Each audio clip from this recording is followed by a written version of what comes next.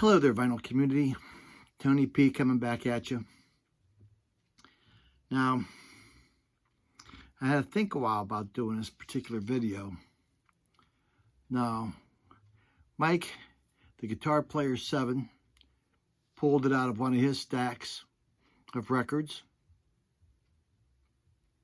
Then, a couple nights later, Frank from 33 1/3 RPM showed it as one of a stuffing of a box of VCLT that he received.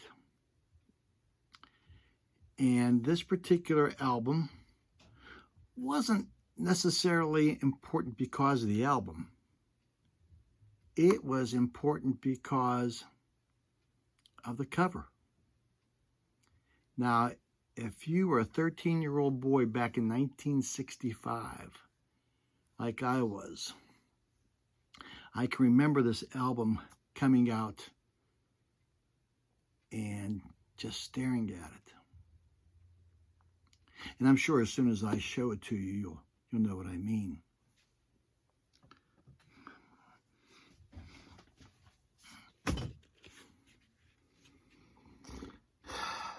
Oh yes, the Whipped Cream Girl from Herb Alpert and the Tijuana Brass, Whipped Cream, and other delights. Yeah, if you were 13 years old and you came across this in a record shop, it gave you a moment to pause. Now, like I said, Mike, Guitar Player 7, had this, talked about it for a second or two, and Frank had just the album cover in some VCLT that he received from a friend. But this album right here is probably one of the most famous album covers of the 60s. The young lady you see here, her name is Dolores Erickson. She was born in Seattle. She was the oldest of 8 children, and she wanted to be an art teacher. Now, she was discovered through a newspaper ad for models, and she was signed by Paramount Studios, and I think she went to Warner Brothers. She had some bit parts in TV programs. She took some acting lessons, went through a couple of divorces, and she became famous for this particular album cover. Now, she went to Hollywood. I take that back. She went to Los Angeles. She, like I said before, she did some acting parts. She decided to stay into modeling. And I think she went to San Francisco and actually became a model for Macy's in San Francisco between there and she even did some bits and pieces in television. While she was there, she met a lot of people, hobnobbed with some of the famous people. I think she went on a double date with Audrey Hepburn. And her reaction to that when she was interviewed about that, she said, she's a very nice person. So there you have it. But she is not a one-hit wonder. This was not the only album cover she did. As a matter of fact, her first gig in album covering came from 1959. She did a cover for Victor Sylvester and the Silver Strings. You Stepped Out of a Dream. That was her first one. But the one that got her really truly started was that she answered a newspaper ad for Nat King Cole. She did an audition for Nat King Cole's album cover, Wild Is Love. That was her first one. That was 1960. And she said the shots back then were a little bit, risque back in the 60s. And if you were around that time, you understand what I mean. And she became friends with Herb Alpert and Jerry Moss. Now, Herb Alpert, not only did he have his band, the Tijuana Brass, but Jerry Moss and Herb Alpert were partners in A&M Records. And he needed someone to do a cover for this album. And he brought in a guy by the name of Jerry Worf.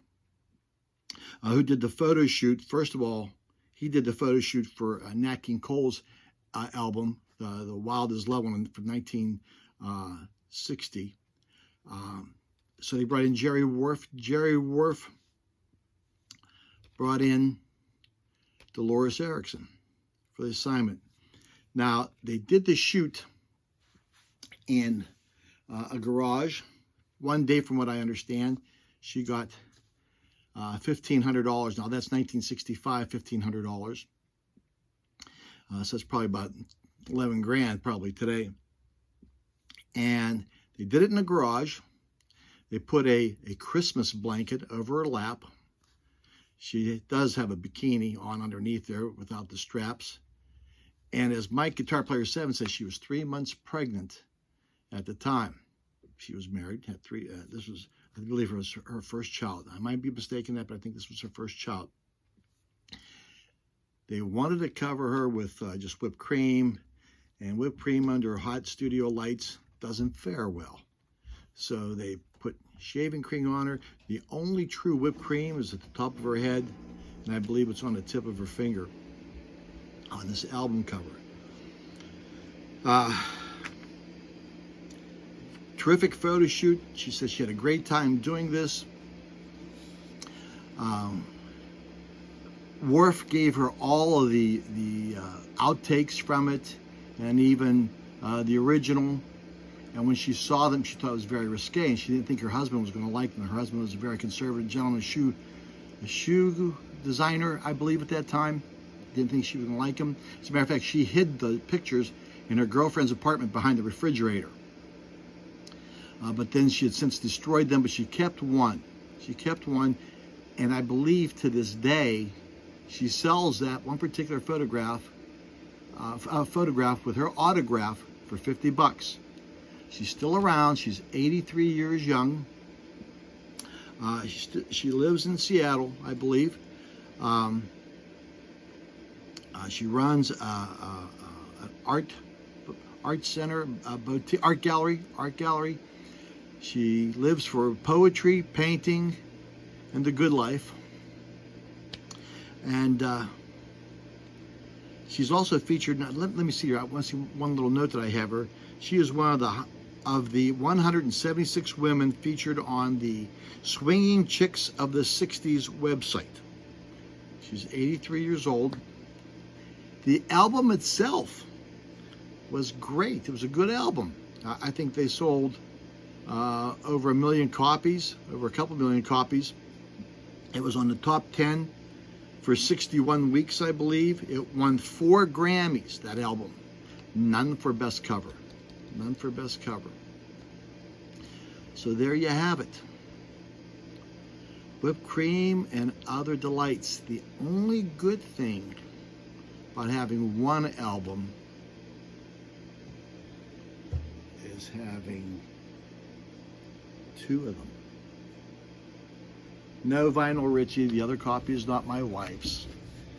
What I did do was say to myself, if I ever go into a thrift store or wherever I am, and if I see one of these, no matter what condition it's in, I'm buying it. I don't know. It's just the thing I'm going to do. So I think if you see one of them, one was, I think, 99 cents. 99 cents. Herb Alpert. I think one was stereo, and you could have got it in mono. If I'm not mistaken, correct me if I'm wrong. I'm sure you will. But what was good is, if you go online, there's a million parodies of that. Let me read some of the guys who did this. Whipped Cream and Other Delights album cover has been parodied again and again over the years. One was Pat Cooper, who posed under a mound of pasta. It's called Spaghetti Sauce and Other Delights, 1967. The funk band Sweet Cream, I don't think they named themselves because of the album, but they did the same thing, a parody. 80s alternative rock might have been puzzled by Soul Asylum's Clam Dip and Other Delights, 1988. Don't ask me why, but they did. Like I said, she was no one-hit wonder. She did an album cover, and I'm reading because I got some notes. Good teachers always do have some notes laying around. 1960, she did the Nat King Cole Wild as Love. 1960, a Kingston Trio, Sold Out. That's her on the ladder. 1961, Nat King Cole again, The Touch of Your Lips. 1962, Jonah Jones, Jazz Bonus. 1963, Cy Coleman, Piano Witchcraft. 1966, The Sandpipers, Guantanamera. Bill Irwin 6, The Magic Sounds of Bill Irwin. Roger Williams, Temptations. Like I said, today, poetry, painting, and the pursuit of the fine arts. So there you have it. Whipped cream lady. And before I close out this video, I'd like to take a little time out here and say rest in peace, Little Richard. You were definitely an icon. You were definitely a guy who broke down barriers for music. If I think I can do that, wham bam ba loop bop wop bam boom. I think that's how he did it. God bless him. This is Tony P coming from the basement again. Peace, love, rock and roll. Sayonara.